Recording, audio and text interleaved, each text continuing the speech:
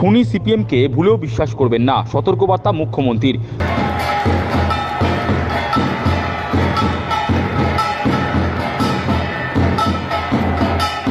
খুনি সিপিএমকে ভুলেও বিশ্বাস করবেন না। সোমবার পলতার শান্তিনগর হেলথ সেন্টার মাঠে জনসভার মঞ্চ থেকে দলীয় কর্মীদের এভাবেই সতর্কবার্তা দিলেন মুখ্যমন্ত্রী মমতা বন্দ্যোপাধ্যায়। এদিন তিনি বলেন, 34 বছর লড়াই করে যদি সিপিএমকে হটাতে পারি তাহলে বিজেপিকে হটাতে পারবো, এটা আমার চ্যালেঞ্জ। মুখ্যমন্ত্রীর কথায়, বাংলায় তৃণমূলকে ভোট দেবেন, ভোট ভাগাভাগি করবেন না। এরপরে তার সতর্কবার্তা, খুনি সিপিএমকে ভুলেও বিশ্বাস করবেন না, ওরা যা অত্যাচার করে গেছে বাংলায়।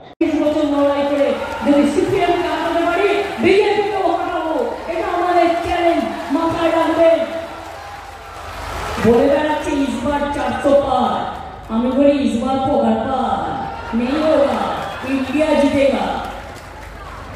বাংলায় আপনারা শুধু তৃণমূলকে ভোট দেবেন, ভোটটা কাটাকাটি করবেন না, দয়া করে ভোটটা ভাগাভাগি করবেন না, আর খুনি সিপিএমকে ভুলেও আর বিশ্বাস করবেন না, যা করে গেছিল রাজ্যটার অবস্থা দেখলেও ভয় পাই।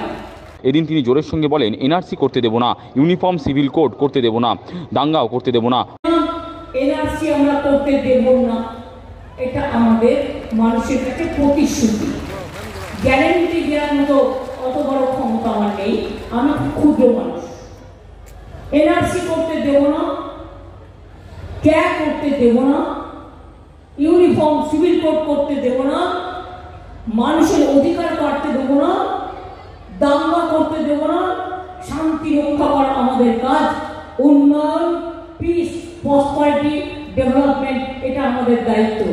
উন্নয়নের ফিরিস্তি তুলে মুখ্যমন্ত্রী বলেন, কল্যাণী এক্সপ্রেসওয়ে 4 লেনের বদলে 6 লেন করা হচ্ছে। ডানকুনি থেকে কল্যাণী পর্যন্ত ইকোনমিক করিডোর হচ্ছে, যেখানে বেকার ছেলেমেয়েরা কাজ পাবে।